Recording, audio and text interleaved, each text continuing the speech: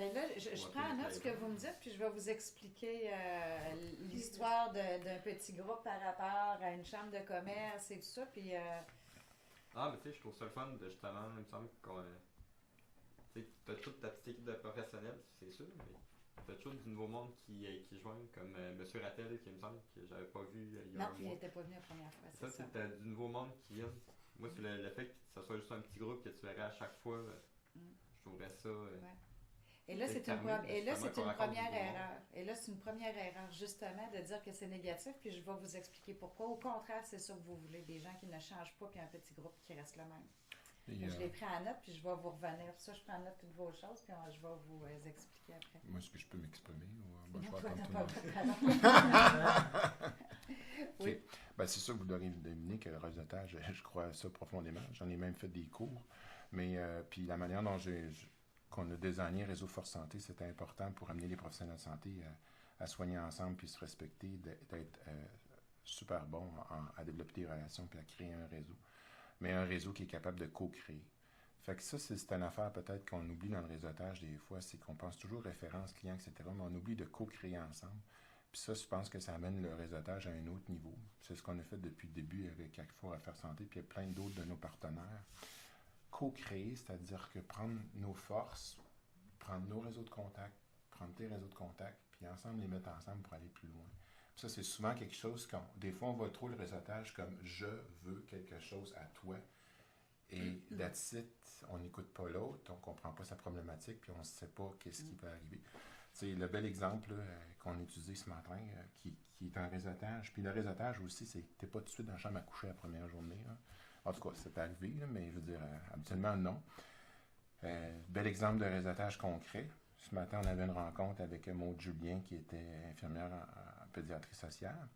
Mais ça, on est rendu là avec elle, mais il y a un travail de fond qui a été fait à l'automne passé, puis qui a conduit justement à une conférence sur la pédiatrie sociale, et puis là, qui va nous conduire à être un point de service pour la pédiatrie sociale. On va y arriver. Fait que c'est tout ça, Denis, là. oui, on va y arriver. C'est que je voulais pas commencer par ça, parce que je voulais vraiment Ok, aller excusez. à la base des impressions des gens, de leur expérience, puis commencer vraiment où est-ce qu'ils sont avant Ouais. d'expliquer tout ça, parce que Non, des non, fois, ils sont même plus loin que ça. Ou... T'as raison. Fait que je voulais juste commencer par la base, puis après ça, aller dans le plus... Peut-être un petit peu plus peaufiné quand on est rendu là, mais souvent, les gens n'ont même pas fait, ou Non, non. carrément, ils aiment pas ça. Fait que là, c'est comme si on parle tout de suite de ça, ils sont comme déjà... Fait que je voulais juste commencer un Non, petit peu plus t'as bas. raison, là, c'est juste Parfois, on plus que- commence. Hein? Oui, c'est ça. Fait que c'est pour ça que je voulais avoir un bon feedback. Puis là, on va commencer du Ouais. début, puis on va aller après ça à expliquer justement vraiment à quel niveau, jusqu'où on peut aller dans le réseautage, mais à la base, enlever déjà ce qui accroche, qui nous donne pas le goût. Là, tu sais. Toi, t'en avais-tu déjà fait avant? Non, le déjeuner? avant le déjeuner, non. Mais moi, j'aime ça que ça soit un petit groupe parce que je suis pas du genre, moi, à arriver partout à être à l'aise. Fait que je trouve que c'est à la longue que moi, personnellement, je deviens plus à l'aise puis que je vais connaître mieux les personnes. Fait qu'aller un peu plus loin. Fait que moi, j'aime, ben, en tout cas, à date, là, je pense que j'aime cette formule-là. Ouais. Mais sinon, je serais pas portée à aller tout seul quelque part faire du réseautage. Je Ouais. serais pas à l'aise de le faire. J'irais peut-être avec quelqu'un d'autre à deux. Là. Ouais. Mais, fait que. C'est qu'il y a deux, puis là, ça va répondre justement un petit peu au questionnement, puis peut-être enlever le petit côté qu'on aime moins, puis comprendre l'importance du réseautage quand on est en affaires. Il y a deux types de réseautage. Il y a le réseautage chambre de commerce. Alors, on y va, on espère de rencontrer 2-3 personnes intéressantes avec qui on va pouvoir se rappeler, être en contact. Pour certaines entreprises, ça peut faire, tout dépendant du genre de service ou de produit qu'on vend. Les chambres de commerce ont leur raison d'être. Pour le professionnel de la santé, j'aurais tendance à moins y croire. Parce que c'est un groupe de réseautage, ce n'est pas un groupe de référencement. Quand on parle des plus petits groupes, comme ceux-là qu'on a fait, quand on parle d'un BNI, ça, c'est des groupes de référencement d'affaires. Il y a une notion de différence entre une chambre de commerce, un 5 à 7 avec plein de monde, que tu vas faire 5 à 7 puis à travers ça, ben oui, de temps en temps, tu rencontres quelqu'un, ça peut être intéressant. C'est deux choses. Alors, il ne faut pas mélanger les deux. Donc, le gros groupe, si tu y vas, tu vas peut-être rencontrer un contact dans la soirée, qu'il y a de l'intérêt, il y a quelque chose à faire. Peut-être pas non plus. Mais ce n'est pas des personnes que tu vois assez régulièrement qui pensent dans leur tête après à toujours penser à toi lorsqu'ils ont besoin de référer. Fait que tu n'auras pas de référencement de ça ou très, très peu. à part un contact avec lequel que peut-être après tu peux te revoir parce que, bon, oui, il y a une affinité. Alors ça, c'est une chose. L'avantage de ça, c'est... Honnêtement, je vais être plate, j'en trouve pas beaucoup. Sauf dans quelques industries. Si je suis vraiment dans le commercial, dans l'industriel, puis je m'en vais à la soirée, on est allé justement la semaine dernière, parce que ça dépend dans quel domaine que tu es, puis on est allé au réseau des parcs industriels de Québec. Tu n'as pas besoin que quelqu'un pense à toi tous les jours pour te référer. Tu veux rencontrer le PDG de telle pharmaceutique parce qu'il faut que tu lui parles, faire des affaires avec, puis le premier contact qui est fait, super, tu es capable de prendre rendez-vous. Alors, dans ce sens-là, ces soirées-là peuvent être pratiques parce que, oui, tu vas avoir accès à une personne que tu voulais, un contrat, une rencontre, quelque chose comme ça. Donc, tout dépendant des domaines, ça peut l'être. De temps en temps, ça peut être intéressant. Moi, quand j'ai besoin de rencontrer quelqu'un en particulier, je sais qu'il va être dans telle soirée parce que c'est une soirée de raisonnage de tel type d'entrepreneur ou de commerce, je vais y aller parce que je sais que je suis capable de rencontrer le PDG que je ne suis pas capable de prendre rendez-vous avec, mais là, je vais l'avoir avec un verre de vin. Fait que c'est dans ce sens-là que ces soirées-là peuvent être intéressantes. Dans une idée de professionnel de la santé de votre clinique que vous voulez vous faire référer des clients, c'est moins intéressant. Ces soirées-là durent. On parlait de la durée sur plusieurs heures. C'est une soirée, c'est un 5 à 7, fait que c'est un peu plus long qu'un groupe de référencement.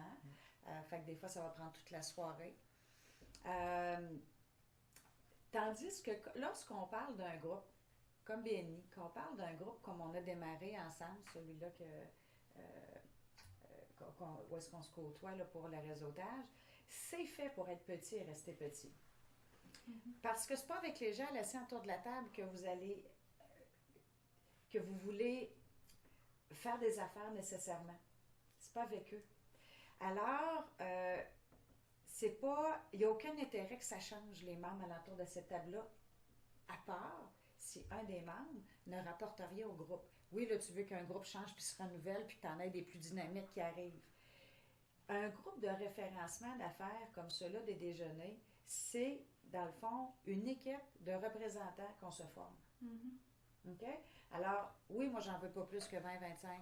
Puis je veux que ce soit les mêmes pendant 5 ans. Pourquoi? Parce que ces gens-là, je vais développer un lien de confiance, des relations beaucoup plus proches, parce qu'à force de se voir aux 2 semaines, pendant des années, on devient des amis, on devient très, très près. Donc, c'est sûr qu'à force de te voir pendant tant d'années aux 2 semaines, c'est sûr que c'est automatique quand je pense que quelqu'un a besoin d'un psychologue. C'est clair. Alors, c'est un groupe de représentants qui vont vous donner accès à leur réseau de contacts. C'est pas la personne à l'entour de la table que tu vas avoir comme client. La personne à l'entour de la table, tu veux développer des relations avec elle assez proches, assez serrées. Cette personne-là, après ça, quand elle pense qu'elle a besoin d'une nutritionniste, d'un chiro, d'un psychologue, c'est sûr qu'elle envoie tout le monde qu'elle connaît là, son cousin, sa cousine, son mononcle, ses clients, son associé, son collègue, tout son réseau de contacts qu'elle a, elle vous l'envoie. OK? Parce que vous êtes son réseautage d'affaires. Alors, il ne faut pas s'éparpiller dans 50 réseautages d'affaires, y aller quelques fois, partir, puis pas y aller. On ne développe pas assez de liens pour que les gens puissent penser à vous référer. Alors, si on y va, on doit le choisir, lequel, puis je m'implique, puis je reste dans lui. Parce que ça prend du temps de développer une relation de confiance avec quelqu'un. Je vous donne l'exemple. Je ne peux juste penser à nous deux, c'était très long. Mais t'es pas facile, Denis, t'es pas un homme facile, il faut te donner ça. 2 ans. C'est ça. Tu sais, moi, admettons que je viens juste de te rencontrer, ben c'est parfait, on réseaute ensemble, tu fais de la massothérapie, oui, je suis d'accord. Est-ce qu'automatiquement, je vais référer mon réseau de contacts que j'ai monté pendant des années, c'est des gens qui me font confiance, puis je vais dire, « Ah, Pierre-Luc, t'es un bon massothérapeute, va le voir quand je viens de te connaître. » Ben non, je mets mon nom derrière la référence. Si Alors, tu n'as pas confiance, tu n'iras pas suggérer quelqu'un si tu n'as pas confiance. Ben c'est ça, parce que tu mets ton nom derrière. Alors, mon gros réseau de contacts, avant que tu y aies accès, on a d'affaires à déjeuner ensemble. Le mien aussi. Hein? Tu sais, et c'est à force du temps, puis à force de tes capsules que tu vas donner, puis de tes présentations, que je vais voir que tu es compétent, que tu as développé une spécialité, que tu sais de quoi tu parles. Parce que je déjeune avec toi, puis tu en parles à chaque fois, tu as un truc santé à chaque fois, tu as fait la présentation, tu as parlé que tu as telle connaissance, que tu travailles. Là, au fil du temps, d'abord, je t'ai connu comme personne et j'ai connu tes compétences. Ah ben là, au fil du temps, là, oui, là, vraiment, si je commence... que tout le monde, que ce soit le week-end, mes amis, n'importe où, là, un réseau de contacts, c'est pas juste en affaires, c'est même nos réseaux personnels. Quelqu'un que j'ai mal dans le dos, là, je suis capable de dire, hey, moi, je connais un bon massothérapeute, écoute, va le voir, appelle-le, je suis à l'aise. Donc, vous comprendrez que si on y va pas souvent, qu'on ne s'implique pas d'une façon régulière, puis c'est sporadique, ça donne rien, les gens n'ont pas le temps de développer une relation avec vous, puis ils vont pas vous référer. Et c'est la façon la moins coûteuse et la plus efficace de se faire référer des clients, c'est de faire du réseautage. Alors, vous avez 20-25 personnes qui ont chacun des réseaux de contacts de centaines de personnes chacun. Fait que quand vous regardez les partenaires qui sont autour de la table puis vous déjeunez, là, derrière, vous devriez voir une petite bulle derrière chacun, là, 200, 300, 400, 500 personnes qui sont assises en arrière. Lors d'un déjeuner de réseautage, vous êtes assis sur une mine d'or. Carrément.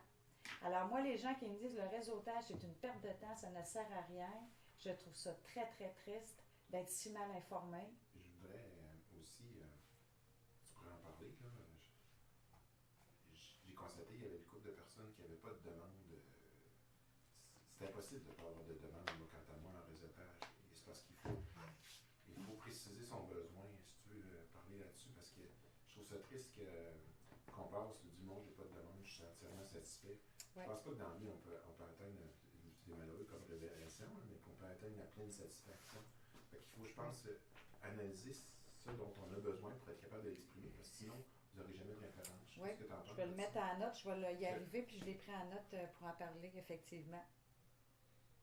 Donc, ce que je disais, c'est ça, je trouve ça très, très triste, les gens qui disent réseauter, c'est une perte de temps, je ne veux pas que je vais faire ça. Ben c'est correct, mais mets de la publicité dans les journaux, mets de la publicité, ça va coûter beaucoup plus cher. Puis il y a toute la question, dans notre cas particulier, où on mise beaucoup sur la relation client. OK? On dira ce qu'on voudra, mais si c'est notre porte d'entrée, comme petit milieu, comme petite organisation, puis qu'on juge que faire du réseautage, entrer en relation avec les autres, c'est pas vraiment utile, il semble qu'il y a un manque de cohérence. Oui. Oui, c'est sûr, c'est dans le nom en plus. Mais que faire si tu t'en vas là, puis il y a quelqu'un que tu peux pas sentir, tu sais?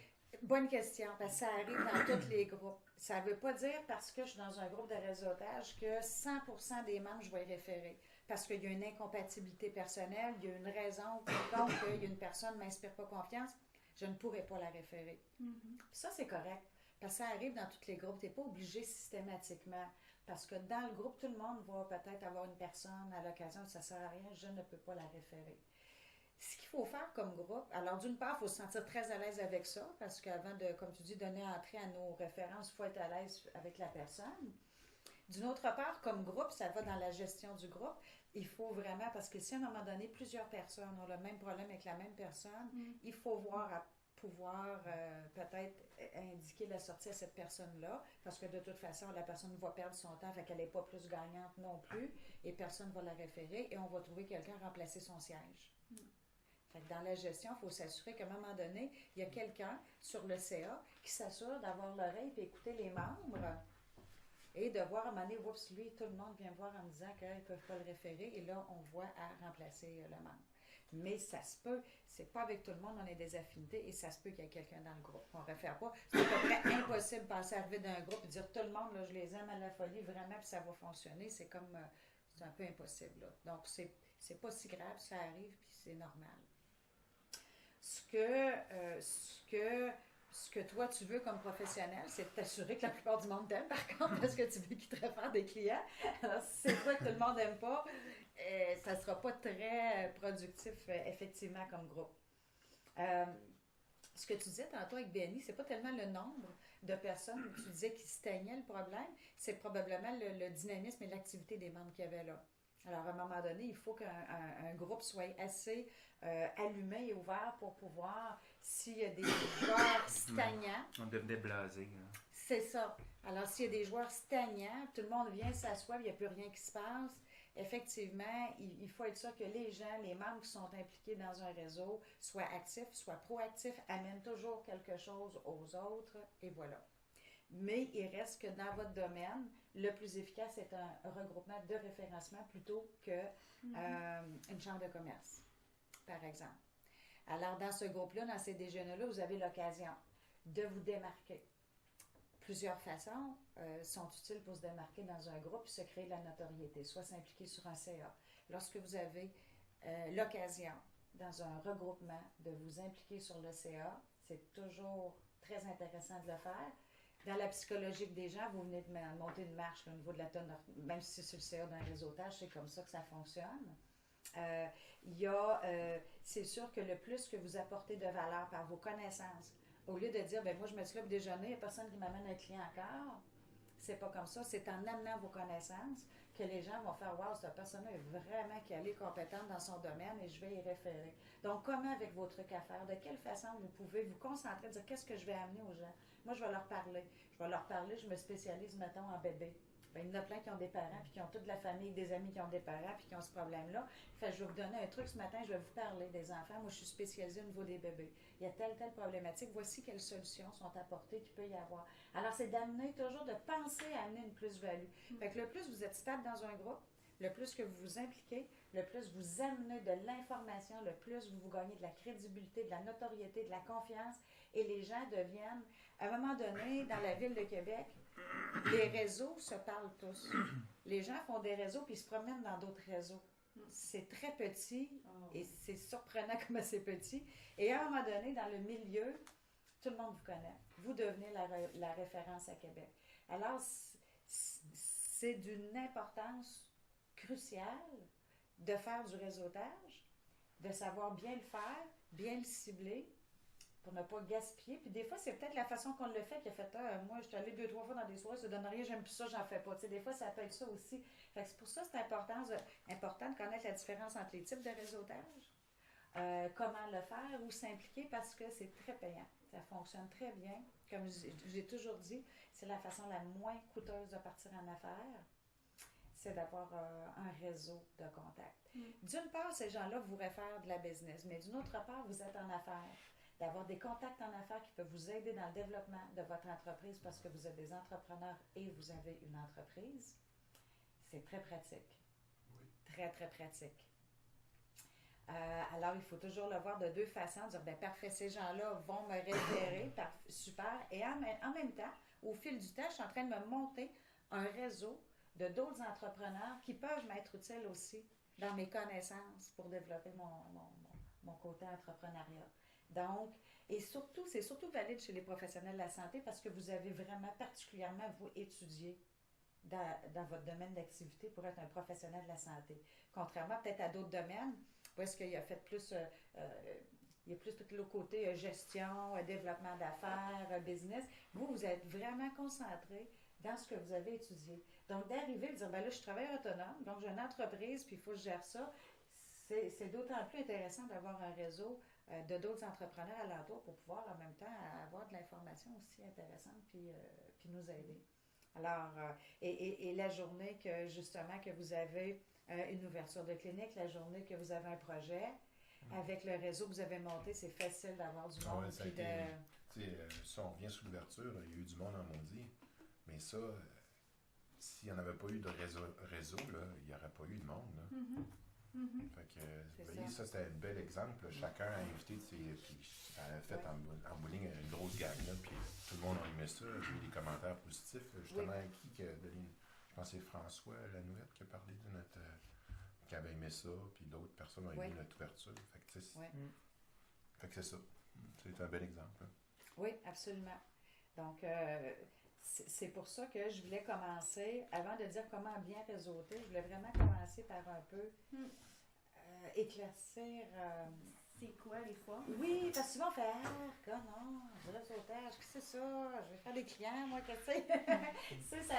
On dirait que c'est un peu comme repoussant avant qu'on comprenne bien, qu'on le maîtrise bien, puis qu'on l'utilise bien, puis qu'on voit la portée. Après ça, on peut même plus considérer ne pas réseauter. Là, tu sais, quand on est en affaires, c'est sûr, une fois qu'on le fait, c'est... Hein? On est addictif après. Ben oui, tu sais, moi, je dis toujours, quand je suis arrivée à Québec, j'arrivais de l'Ontario, je suis partie en affaires, j'avais 0 contact, je ne connaissais pas personne. Ben, écoute, j'aurais pas pu essayer de faire de la publicité, ça m'aurait coûté une fortune, essayer de... Et c'est ce que j'ai fait. J'ai commencé à faire du réseautage. Je me suis impliquée dans les groupes BNI. Ensuite, BNI m'a demandé d'ouvrir des groupes BNI. Après ça, les autres groupes de réseautage, je les présidais. Je m'organisais pour être présidente de tous les groupes. Je démarrais parce que je savais que plus que je me mettais en haut de l'échelle, le plus que je venais de me ramasser des contacts d'affaires puis que les gens viendraient à moi, puis auraient une confiance instantanée parce que tu es dans un poste un petit peu, tu sais, que tu es impliqué vraiment. Et c'est comme ça que j'ai bâti mon réseau, puis j'ai pu être en affaires, parce que j'avais même, tu sais, j'avais zéro référence d'affaires, là, j'ai été partie plusieurs années. Donc, moi, je suis vendue, c'est les coups de main, c'est l'aide que j'ai eue pour tous mes projets. J'avais les coups de main, j'avais l'aide, j'avais tellement d'entrepreneurs que je connaissais, tellement de monde. Je faisais une ouverture dans mes commerces, ça rentrait, le monde, c'était pas un problème. Fait que à tous les niveaux, c'était très intéressant. Si on prend un exemple, admettons que Pierre-Luc dirait, ben moi j'aimerais ça que, tu sais, les bâtisses de la Capitale Assurance, moi m'engage faire du massage sur sa chaise à tous les employés, OK? Moi, je te défie d'appeler le DG, d'avoir rendez-vous puis de le convaincre. Ça se fait, mais tu vas avoir du plaisir. Ouais. Si tu fais du réseautage, ça donne qu'il y a quelqu'un de Capital Assurance sur ton groupe, ou c'est le voisin, c'est le cousin de l'autre, ou c'est le collègue d'affaires de l'autre, c'est son chum. Et là, on vient aux demandes que Denis dit. C'est important d'avoir des demandes parce que si les membres du groupe ne comprennent pas ce que tu cherches, à part que du monde en massothérapie, c'est difficile de se concentrer dans la semaine et de dire Pierre-Luc, c'est ça qu'il a besoin. Tandis que si tu as une demande précise et tu dis écoutez, moi je cherche quelqu'un qui sera en contact avec le directeur général chez la Capitale Assurance parce que moi je veux aller avoir un contrat de service avec eux. On est tous à 5 levées de main de connaître quelqu'un. OK? Alors là, c'est facile. Tu as quelqu'un autour de la table qui connaît quelqu'un qui vient de te mettre un rendez-vous avec la capitale. C'est certain. Alors, c'est ça la valeur aussi. Parce qu'à un moment donné, vous allez avoir certains projets qui vont demander des contacts. Et moi, quand j'ai appris ça, on a fait le test. On a vraiment fait le test avec Céline Dion. C'est quelque chose de dur, là, parce qu'on nous disait tout le temps, vous êtes à 5 levées de main de quelqu'un qui connaît. Puis on l'a fait avec Céline Dion. Ça marche. Oui. C'est vrai? Oui. Ouais, c'est ma tante. Ben, tu sauras que sur notre groupe, on ne le savait même pas, il y avait un entrepreneur, c'est lui qui faisait réno dans sa maison. Ça faisait 15 ans. Fait qu'un petit coup de fil, puis l'avoir, c'était pas un problème. Alors, c'est surprenant, vous seriez surpris. Les gens qui en entourent de la table, ils sont qui? Ils connaissent qui? Les contacts qu'ils ont? Vous seriez surpris. Tu sais pas c'est qui le mononcle de l'autre. Fait que, tu sais, des fois, on va dire, ah, il me semble que je le trouve pas intéressant. Il l'est plus que vous pensez. Et en plus, si vous avez des demandes précises, vous allez voir comment c'est précis que finalement les gens autour de la table, vous allez voir qui connaissent et de quelle façon. La nature humaine aussi, juste pour surfer sur le réseautage, c'est que les gens aiment aider. Donnez-leur l'occasion de vous aider en exprimant vos besoins. Absolument. Tu sais, c'est sûr que si... bon, c'est... non, je vais me tromper, Joanne. Oui. Non, c'est correct. J'ai eu un doute, c'est Joanne. On s'est assez jasé longuement l'autre soir. J'ai Joanne. Des fois, je ne suis pas bonne La d'un nom. réseauté, c'est ça? Oui. Alors, Joanne, bon, je sais qu'elle est psychologue. Mais ça, à chaque semaine, elle me dit rien. Puis là, il faut que je parte puis que je garde dans la tête. Bon, si jamais je vois quelqu'un foqué, je vais dire, oh, Joanne!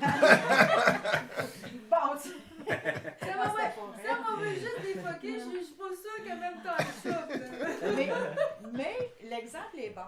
Moi, je ne connais pas la psychologie. Je n'ai jamais consulté en psychologie. Fait que je ne sais pas ce qu'un psychologue fait, à part peut-être te référer du monde foqué. Moi, dans ma tête, ça va être là, puis je ne dois pas être la seule. Non. Absolument. Je ne dois pas être la seule. Ouais. Bon, alors... On fera un petit vendredi là-dessus. Ben oui, mais tu vois que si à chaque fois qu'on réseaute, tu dis, écoutez, moi, ce que je recherche vraiment, ces mois-ci, moi, j'aime beaucoup travailler avec des personnes qui font du TOC. Oui. Je me suis spécialisée là-dedans. Alors, moi, je recherche, si vous entendez parler vraiment des gens qui souffrent de ça dans vos entourages, moi, vraiment, je fais ah, là, ça vient d'être clair dans ma tête. Et là, ça se peut qu'en jasant avec la famille, quelqu'un, puis là, j'entends parler, hey, Colin, je connais, tu comprends? Là, l'autre semaine, l'autre fois, tu me dis, ben là, moi, je me spécialise les personnes âgées qui font de la démence, admettons. Hey, tabarnouche, là, ben oui, j'en ai dans mes alentours, Colin. J'aurais pas pensé, je t'aurais juste dit, ben moi, je suis Joanne, je suis psychologue, merci, bonjour, bon déjeuner. Ouais. Je peux pas, je suis pas dans le domaine. Fait que je ne sais pas si tu me le dis pas précisément. Puis mon domaine, comme bien d'autres, je pense, il touche à toutes sortes de choses. Fait que on n'est pas spécialiste ou expert ou on impérait en fait par rapport à toutes les problématiques. Donc, C'est ça, on quand- est au clair. Quand on a fait l'entrevue vidéo, moi puis toi, j'en ai appris là, sur Oui, effectivement. moi aussi sur toi. Aussi. Non, mais c'est ça. C'est que il faut vraiment faire un effort. Puis ça part du fait de se connaître soi-même. Parce que si tu ne te connais pas, hein, je sais pas si je vous prends free, je suis pas psychologue, là, mais si tu connais pas ce qui tu es, c'est difficile de savoir ce que tu as besoin parce que tu sais pas ce qui te manque. Ton offre de service, comme personne, tu dois être clair, c'est bien défini parce que si ce n'est pas quand tu veux le présenter à quelqu'un, tu bafouilles, c'est pas clair, puis l'autre ne comprend pas non plus, d'une part. Fait que d'une part, ça aide parce que, comme je disais tantôt, les gens autour d'une table, ce sont votre équipe de vente. Alors, il faut que votre offre de service soit claire, mais en plus, en faisant les demandes précises, c'est un peu une façon de les former. Alors, si moi, j'assume que vous êtes mon équipe de vente, je vais m'assurer, quand je parle de ce que je fais à chaque semaine, de faire une demande précise, de vous diriger sur des points très précis afin de vous aider. Alors, il ne faut pas faire l'erreur d'assumer, de dire ben moi, je suis nutritionniste, là, tout le monde sait c'est quoi, ma foi du bon Dieu, tu sais, je ne vais pas leur expliquer. Mais non, les gens ne le sont pas, ne le savent pas. C'est-tu bien que les gens baissent que j'envoie chez un nutritionniste? Fait que là, je vais passer à mes gros alentour de moi, là, mais à part de ça, j'envoie qui? Tu sais, si on me dit pas, il y a différents troubles alimentaires dans un certain déjeuner, moi, j'aimerais penser aux gens qui ont des troubles alimentaires chez les jeunes. Vous allez voir, il y a des jeunes enfants peut-être qui vraiment se privent de manger. Oh, attends un petit peu. Hey, là, moi, j'ai peut-être une cousine, c'est vrai, elle a un problème avec ça. Moi, je pensais à mes gros nutritionnistes, mes gros, tu sais. Alors, c'est de former son équipe de vente en faisant des demandes précises, ça les dirige. Si je fais un meeting des ventes avec une équipe de vente un lundi